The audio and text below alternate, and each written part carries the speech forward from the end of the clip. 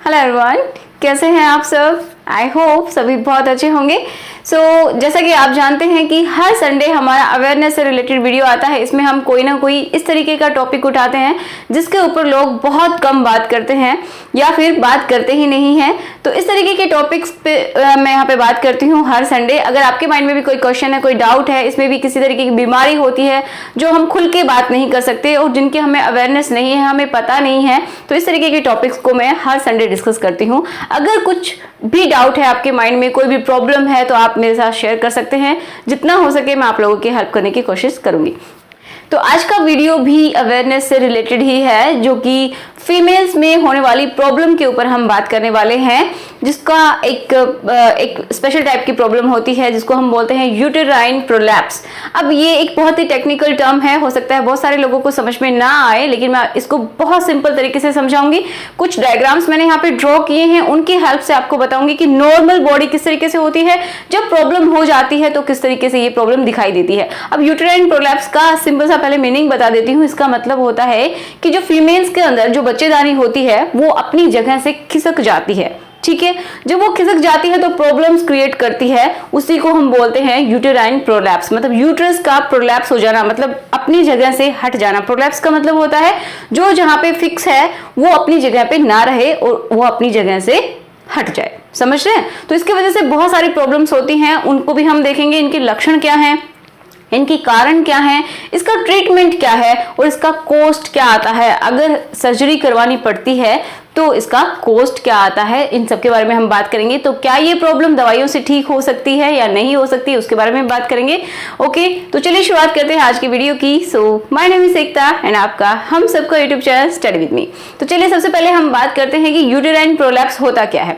तो हम यहाँ पे देख सकते हैं कि ये किसी फीमेल की जो बॉडी होती है उसका जो एब्डोमेन, जो लोअर एब्डोमेन वाला पार्ट है उसको मैंने ड्रॉ किया है। ठीक है, तो यहाँ पे आप देख सकते हैं, मतलब जब भी कोई फीमेल ऐसे फ्रंट में नहीं, इस तरीके से जब खड़ी होती है, ठीक है, साइड व्यू है, तो हमें क्या क्या शो होता है। तो आप सबको मैंने पहले भी बताया हुआ है, ये रेक्टम होता है जिसको मलाशय बोलते हैं, कि इसके थ्रू क्या होते हैं, फेसिस को बाहर निकाला जाता है, मतलब स्टूल पास करने के लिए ये होता है, या फिर सिंपल तरीके से बताऊं तो यहाँ से मल बाहर निकलता है। राइट, इसके आगे क्या होता है, ये यूट्रस जिसको बोलते हैं बच्चेदानी, ये होती है बच्चेदानी। राइट, इसके नीचे होती है ये ट्यूब लाइक स्ट्रक्चर वजाइना। तो ये एक नॉर्मल स्ट्रक्चर है। एंड इसके आगे क्या है, ये है यूरिनरी ब्लैडर, या फिर इसको हम बोल सकते हैं मूत्राशय। ठीक है, जिससे कि यूरिन पास किया जाता है।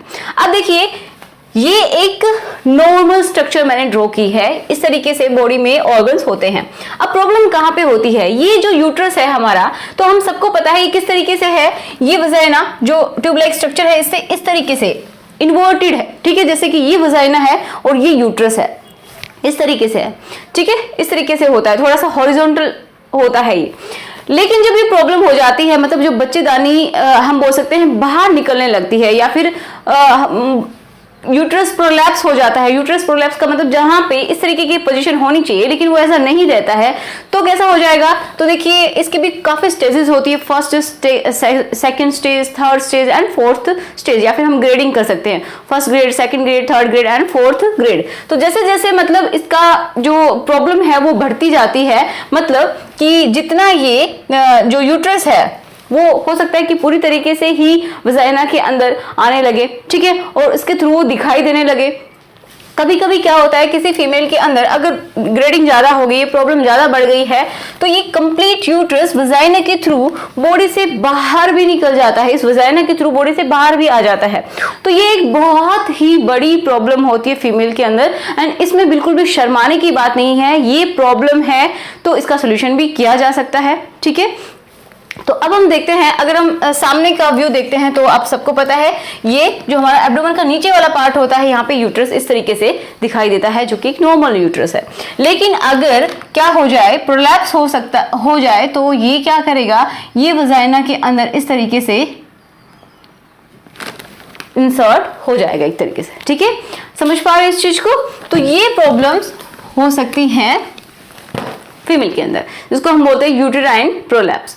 समझ में आ गया होगा कि यूट्रस का वजाइना के अंदर मतलब खिसक जाना अपनी जगह से। देखिए अब अपनी जगह पे कैसे फिक्स रहता है, हम सबको पता है कि जो ह्यूमन बींग्स की जो बॉडी होती है तो वो कैसी होती है, एक सिलेंडर के जैसी होती है, ठीक है, एक सिलेंडर के जैसे ही तो होती है इस तरीके से। अब इसके अंदर बहुत सारे ऑर्गन्स रखे हुए हैं। ये अपर पार्ट होता है हमारा, ये एब्डोमेन जो अपर वाला पार्ट होता है, चेस्ट वाला रीजन होता है, ये स्टमक वाला रीजन मानिए, और ये नीचे वाला रीजन होता है। तो इसके अंदर कोई भी जो अंग है, जो ऑर्गन है वो रखा है तो किसी के सहारे तो रखा होगा, ठीक है। तो एक्चुअल में अब हम ये जानते हैं कि ये जो प्रॉब्लम होती है यूटेराइन प्रोलैप्स की, तो ये प्रॉब्लम क्यों होती है, कारण क्या है इनके। तो ये जो हमारे यूट्रस है तो इसको पकड़ने के लिए कुछ मसल्स होती होंगी, ठीक है, जिनको हम बोलते हैं पेल्विक फ्लोर मसल्स, ठीक है। पेल्विक फ्लोर मसल्स की हेल्प से मतलब मसल्स इसको पकड़ के रखती हैं, ठीक है, इसको पकड़ के रखती हैं यूट्रस को, ताकि यूट्रस इधर उधर ना जाए। ओके, मतलब एक तरीके से किसी चीज को फिक्स करने के लिए मसल्स होती हैं। ये जो हमारी बॉडी है सिलेंडर के जैसी, तो इसमें हवा में ही सारे ऑर्गन्स नहीं लटके हुए, उनको फिक्स करने के लिए भी हम बोल सकते हैं कनेक्टिव टिश्यूज होते हैं, मसल्स होती हैं, लिगामेंट्स होते हैं। ओके, तो जिनकी हेल्प से क्या होता है, जो भी अंग जहां पे है वो वहां पे फिक्स रहता है। लेकिन अगर ये क्या हो जाए, ये जो मसल्स हैं, जो लिगामेंट्स है, लिगामेंट्स आप इस तरीके से समझिए कि जॉइंट करने के काम आता है किसी चीज को। तो अगर ये जो लिगामेंट्स हैं ये कमजोर हो जाएं या फिर टूट जाएं, इनमें इंजरी हो जाए, तो क्या होगा, वो इसको क्या होगा, ये आराम से कहीं भी मूव कर सकता है। तो ये कहां पे मूव करेगा, हो सकता है ये नीचे की तरफ खिसक जाए, तो इस तरीके से खिसकेगा। कभी कभी क्या होता है कि जो ये यूरिनरी ब्लैडर है, कभी कभी ये भी प्रोलैप्स करने लगता है। ये पीछे वाला जो वजाइना मैंने थोड़ा सा सेपरेट करके बनाया है, लेकिन बॉडी में एक अच्छी तरीके से ये रखे रहते हैं, तो ये आसपास ही होते हैं बिल्कुल। आगे पता है क्या होता है, मूत्राशय होता है, तो पीछे क्या है, मलाशय होता है, मतलब रेक्टम होता है। तो कभी कभी ये भी प्रोलैप्स करने लगता है, जो रेक्टम है ये भी प्रोलैप्स करता है, मतलब ये भी नीचे की तरफ खिसकने लगता है, निकलने लगता है, राइट। तो ये इस तरीके की प्रॉब्लम आगे से भी हो सकती है और पीछे से भी हो सकती है, या फिर ये जो हम बोल सकते हैं ये जो यूट्रस है ये खुद भी बाहर आ सकता है। कभी कभी वजाइना की जो ये जो लेयर होती है, मतलब वॉल होती है, उसको भी लेके साथ में आ सकता है नीचे की तरफ, ठीक है। तो ये बहुत ही प्रॉब्लम है। समझ गए कि कनेक्ट किस तरीके से रहता है, मसल्स के थ्रू कनेक्ट रहता है। तो अब हम बात करते हैं कि इनके लक्षण क्या हैं, मतलब क्या क्या प्रॉब्लम्स हो सकती हैं किसी फीमेल को, जिसकी वजह से उसको पता चले कि जो यूटेराइन प्रोलैप्स हो गया है या फिर बच्चेदानी बाहर निकलने लगी। तो सिंपल सी बात है, पहली बात उसको खुद को फील होगा कि ये जो एरिया होता है, नीचे वाला जो हिस्सा होता है फीमेल का, वो भारीपन वहां पे फील होता है, ठीक है, भारीपन फील होता है, वजाइना में भारीपन फील होता है, कंफर्टेबल उसको फील नहीं होता है, इंटरकोर्स के ड्यूरिंग भी उसको कंफर्ट फील नहीं होता है, ठीक है। एंड जब वो स्टूल पास करती है तो भी उसको प्रॉब्लम होती है, एंड किसी किसी को यूरिन करते टाइम भी प्रॉब्लम होती है, क्योंकि ये अगेन क्योंकि यूरिन पास करते हैं तो हल्का सा यहाँ पे फोर्स लगता है एंड उसकी वजह से ये नीचे की तरफ खिसक जाता है, जैसे कि मैंने यहाँ पे दिखाया है, राइट। अगर किसी को ऑलरेडी ये प्रॉब्लम है तो उसको यूरिन करते टाइम प्रॉब्लम होगी, एंड फेसेस की ड्यूरिंग प्रॉब्लम होगी, ड्यूरिंग सेक्स और इंटरकोर्स भी प्रॉब्लम होने वाली है, चलते टाइम भी प्रॉब्लम होती है, किसी की जो हम बोल सकते हैं बैक होता है वहां पे भी प्रॉब्लम होती है। अब ये प्रॉब्लम क्यों होती है, क्योंकि देखिए जो हमारे लिगामेंट्स हैं, लिगामेंट्स मतलब जो इनको कनेक्ट करके रखते हैं, ठीक है, जो कनेक्ट करके रखते हैं जो मसल्स, तो वो हमारे जैसे ही वो मतलब ये यूट्रस प्रोलैप्स करता है, मतलब नीचे की तरफ खिसकता है, तो ये भी खिसक जाएंगे। जब ये खिसकते हैं जो मसल्स हैं या फिर हम बोल रहे लिगामेंट्स हैं, जब ये खिसकते हैं तो क्या होता है, जब इनमें भी स्ट्रेचिंग आती है और क्या होगा, इनमें भी पेन होगा, जिसकी वजह से हमारी जो बैक होती है उनमें पेन होना स्टार्ट हो जाता है। किसी किसी को हो सकता है कि पैरों में भी दर्द होना शुरू हो जाए इसकी वजह से। ओके, तो ये कुछ लक्षण होते हैं, एंड किसी को चलने फिरने में भी बहुत सारी प्रॉब्लम होती हैं। और एक इसका सिम्टम हो सकता है जैसे कि किसी किसी को ब्लीडिंग ज्यादा होती है, ब्लीडिंग होती है, यहाँ पे पेन होता रहता है इस एरिया में, तो ये भी एक कारण हो सकता है यूटेराइन प्रोलैप्स का, ठीक है। अब हम देखते हैं इनकी कॉजेज क्या हैं, या फिर हम बोल सकते हैं इनके कारण क्या हैं कि ये प्रोलैप्स होता ही क्यों है। तो यहाँ पे मैंने कुछ पॉइंट्स लिखे हैं, एक एक पॉइंट आपको अच्छे से क्लियर होगा, किसी भी लैंग्वेज में लिखा हो कोई फर्क नहीं पड़ना चाहिए, क्योंकि समझ में आना जरूरी है, ठीक है। तो ड्यूरिंग प्रेगनेंसी, प्रेगनेंसी जब होती है, जब कोई फीमेल प्रेग्नेंट होती है तो आप सबको पता है कि जैसे जैसे जो बेबी है वो बड़ा होता है तो जो यहाँ का जो एरिया होता है, एब्डोमेन वाला जो एरिया होता है, उसका साइज भी इंक्रीज होता चला जाता है। तो वहाँ की मसल्स जो होती हैं वो स्ट्रेच हो जाती हैं, पूरी तरीके से खिंचाव महसूस होता है एरिया के अंदर जो फीमेल है। तो इस तरीके से जब देखिए ये साइज बढ़ता है इस तरीके से, तो क्या होगा, जो नीचे का जो हिस्सा होता है यहाँ पे भी बहुत ज्यादा प्रेशर फील होता है एंड जो मसल्स हैं वो भी स्ट्रेच हो जाती हैं। तो कभी कभी उस टाइम क्या होता है कि देखिए कोलेजन का जो हम बोल सकते हैं, जैसे जैसे हमारी एज बढ़ती है तो एक टिश्यू मानिए आप उसको कि कोलेजन जो होता है वो मतलब हमारी इलास्टिसिटी बढ़ाता है, हमारी जो स्किन है उसकी इलास्टिसिटी बढ़ाता है। ठीक है, तो जैसे जैसे एज बढ़ती है तो उसका इलास्टिसिटी कम हो जाती है, मतलब कोलेजन जो है वो मरने लगता है। सिंपल तरीके से मैं आपको बताऊं तो वो कम होने लगता है हमारी बॉडी में, जिसकी वजह से रिंकल्स आने लग जाती हैं। क्योंकि जैसे जैसे इलास्टिसिटी खत्म होगी तो क्या होगा, रिंकल्स आएंगी, बुढ़ापा दिखने लगेगा। ठीक है, तो इसी तरीके से आप यहाँ पे समझिए कि जब प्रेगनेंसी होती है तो बहुत ज्यादा खिंचाव महसूस होता है एंड बहुत सारे टिश्यूज यहाँ पे टूट जाते हैं। सीधी सी बात है, जैसे जैसे इतना ज्यादा स्ट्रेच, जब कोई चीज इतनी छोटी है उसको बहुत ज्यादा स्ट्रेच करते हैं तो मसल्स को भी एक भारी वजन उठाना पड़ता है, जिसकी वजह से कुछ मसल्स डैमेज हो जाती है, इंजरी हो जाती है उनकी, जिसकी वजह से क्या होगा, वो टूट जाएंगी एंड जो यूट्रस है उसको मतलब उसकी जो पोजीशन है वो भी चेंज हो सकती है। सेकेंड पॉइंट जो कि बहुत इंपॉर्टेंट है एंड मोस्टली ऐसा होता भी है ड्यूरिंग डिलीवरी, जब बेबी डिलीवर हो रहा होता है, जब बेबी को मतलब मदर की बॉडी से बाहर निकाला जा रहा होता है, तो उस टाइम में जो सबसे नीचे वाला ये जो रीजन होता है यूट्रस से, जब बेबी बाहर निकल जाता है तो उस टाइम में बहुत सारा प्रेशर आता है लोअर एब्डोमेन, मतलब जो नीचे का जो हिस्सा है उसके ऊपर बहुत ज्यादा वजन आता है, एक स्ट्रेस फील होता है, तो जिसकी वजह से बहुत सारी मसल्स टूट जाती हैं, बहुत ट्रॉमा होता है, बहुत प्रॉब्लम होती है। तो उस वजह से भी यूट्रस एक तरीके से समझिए हिल जाता है अपनी जगह से एंड वो प्रोलैप्स होने की संभावना बहुत ज्यादा होती है, क्योंकि वहां पे जो मसल्स हैं वो टूट जाती हैं। राइट, ब्रोंकाइटिस, अब देखिए इसका मतलब ये है कि किसी को बहुत टाइम से खांसी आती है, बहुत ज्यादा खांसी आती है, ब्रोंकाइटिस है किसी को, तो ये भी एक कारण हो सकता है, क्योंकि जब भी आप खांसते हो तो आपके लोअर एब्डोमेन का जो हिस्सा होता है यहाँ पे बहुत ज्यादा प्रेशर फील होता है, आप सबने देखा भी होगा। ठीक है, तो ये भी एक कारण हो सकता है जिसकी वजह से प्रोलैप्स होना शुरू हो जाए। कॉन्स्टिपेशन, जब देखिए मलाशय के थ्रू अब हम क्या करते हैं, मल निकालते हैं, बॉडी से बाहर निकालते हैं, तो अगर किसी को कॉन्स्टिपेशन की शिकायत है, मतलब जो किसी को कब्ज की शिकायत है, तो भी ये प्रॉब्लम हो सकती है। जो वजाइना है इसकी दीवारों पे भी क्या पड़ेगा, प्रेशर पड़ेगा एंड हो सकता है कि ये प्रोलैप्स हो जाए। ठीक है, ये जो यूट्रस है ये प्रोलैप्स हो जाए, क्योंकि यहाँ पे ये देखिए क्या है, मलाशय है एंड इसके आगे क्या है, ये यूट्रस है एंड वजाइना एंड इसके आगे यूरिनरी ब्लैडर।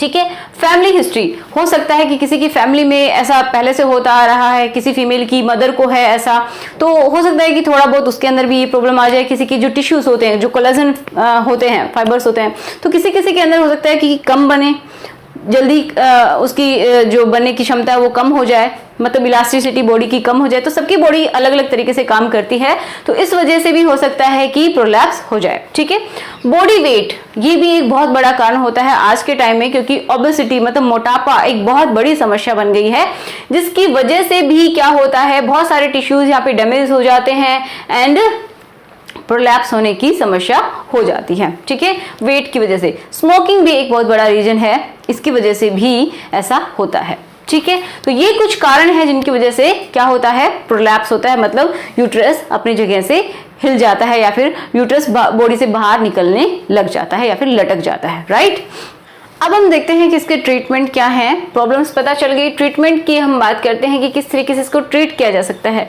तो अगर ये शुरुआती स्टेज पे है, किसी को थोड़ी बहुत प्रॉब्लम होने लगी है, ठीक है, और अगर वो आइडेंटिफाई हो गई है, पता चल गया है कि उसका यूट्रस जो है मतलब डायग्नोस हो गया है टाइम पे कि इसको यूट्रस प्रोलैप्स है, थोड़ा बहुत मतलब फर्स्ट सेकंड ग्रेड पे अगर है, तो क्या होता है, एक्सरसाइजेस से भी ठीक हो जाता है शुरुआत में। ठीक है, लेकिन अगर वो थर्ड या फोर्थ स्टेज पे पहुंच गया है, उस टाइम में मतलब कोई भी चारा नहीं है कि एक्सरसाइज से वो ठीक हो जाए, एक्सरसाइज से ठीक नहीं होगा। ओके, मेडिसिन, तो मेडिसिन के भी वही बात मैं बोलूंगी कि शुरुआती स्टेज में थोड़ा बहुत काम करती है, लेकिन बाद में इसके लिए मतलब अगर प्रॉब्लम ज़्यादा हो गई है तो उसके लिए कोई मेडिसिन काम नहीं करेगी। फिर क्या इसका समाधान किया जा सकता है, तो इसके लिए एक्सरसाइज भी आपको बता देती हूँ कि अगर किसी को शुरुआती स्टेज में है तो ये ठीक हो सकता है, एंड किसी को नहीं है तो भी एक्सरसाइज करनी चाहिए ताकि आगे लाइफ में चल के ये प्रॉब्लम ना हो, क्योंकि शादी सबको करनी होती है, फैमिली अपनी बनानी सबको होती है, तो इस वजह से हो सकता है कि लॉन्ग टर्म में आगे चल के ये प्रॉब्लम हो जाए। तो उसके लिए कि जब भी डिलीवरी हो या फिर मतलब आप समझ सकते हैं कि डिलीवरी हुई हो या फिर प्रेगनेंसी में भी हल्की फुल्की एक्सरसाइजेस होनी चाहिए। अब जो थर्ड है वो है सर्जरी। अब सर्जरी भी हम बोल सकते हैं कि अलग अलग तरीके की करवाई जा सकती हैं। जब किसी फीमेल की उम्र अगर कम है, मतलब उसको बच्चे पैदा करने हैं, अभी उन्होंने कंसीव नहीं किया है एंड ये प्रोलैप्स की प्रॉब्लम शुरू हो गई है, तो क्या करना है कि जो यूट्रस होता है उसको टांग दिया जाता है, बॉडी के अंदर ही कहीं उसको टांग दिया जाता है ताकि वो कंसीव कर सके। ठीक है, अगर जिस लेडी की उम्र ज्यादा हो गई है, 40 अबाउट 30 इस तरीके से हो गई है, मतलब जिसकी फैमिली कंप्लीट हो गई है, तो उसके लिए सबसे अच्छा ऑप्शन यही होता है कि वो यूट्रस को रिमूव कर दिया जाए। ठीक है, अब यूट्रस को रिमूव करने को हम बोलते हैं हिस्टेरेक्टोमी, मतलब जो यूट्रस है उसको निकाल दिया जाए।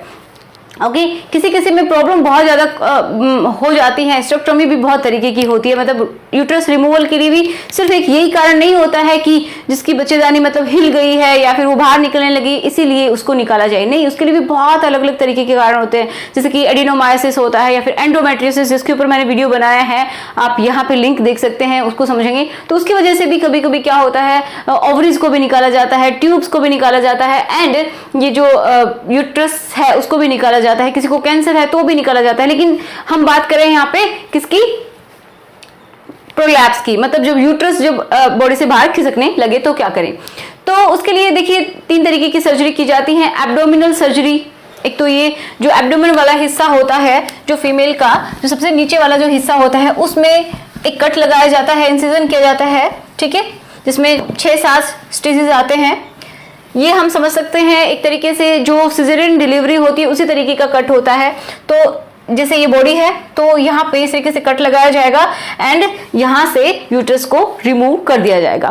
तो ये टेक्निक, हालांकि इसमें पेन ज्यादा होता है, पेन मतलब ड्यूरिंग सर्जरी नहीं होता है क्योंकि उस टाइम में तो एनेस्थेसिया होता है, बेहोशी की हालत में होता है जो पेशेंट है वो, लेकिन बाद में पेन ज्यादा होता है, स्कार रह जाता है। ठीक है, अब नेक्स्ट क्या है, लेप्रोस्कोपी। ये एक एडवांस टेक्नोलॉजी है, इसके थ्रू भी किया जाता है कि इसमें जो एब्डोमेन का ये जो एरिया होता है, ये जो एरिया होता है यहीं पे यूट्रस मिलेगा, राइट। तो यहाँ पे 3-4 छेद किए जाएंगे जिनके थ्रू क्या होगा कि बॉडी को मतलब अंदर से देखा जाता है कि किस तरीके से उसको फुलाया जाता है, और एक हम बोल सकते हैं लेप्रोस्कोप की हेल्प से ही यूट्रस को रिमूव करके पाउच में बंद करके बॉडी से बाहर निकाला जा सकता है। तो इसमें स्टिचेस भी कम आते हैं, ठीक है, और इंजरी भी ज्यादा नहीं होती है और रिकवरी में भी टाइम कम लगता है। वेजाइनल सर्जरी, तो इसमें क्या होता है कि वेजाइना के थ्रू, जो वेजाइना का जो रास्ता होता है उसके थ्रू सर्जरी की जाती है, उसके थ्रू यूट्रस को बॉडी से बाहर निकाल दिया जाता है, राइट।